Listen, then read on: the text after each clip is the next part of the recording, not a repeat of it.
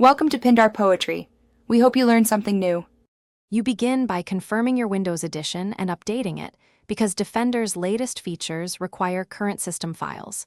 Once done, enable TPM and Secure Boot in BIOS if they are off. These improve security and compatibility. Next, sign in with a Microsoft account that has admin rights so you can install and activate components.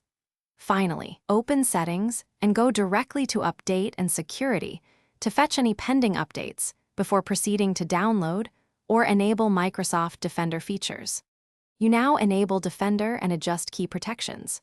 First, open Windows Security and navigate to Virus and Threat Protection to run a quick scan and ensure baseline function.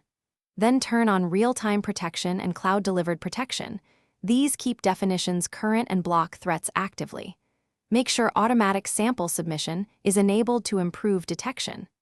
Configure exclusions only for trusted apps, set scheduled full scans, and turn on Controlled Folder Access to protect important files from ransomware.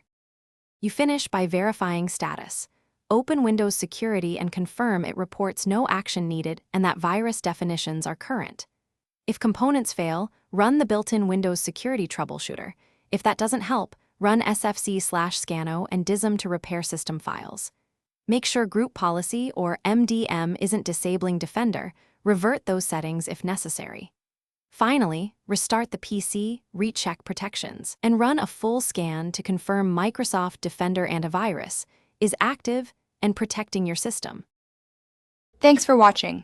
Consider subscribing if we helped you.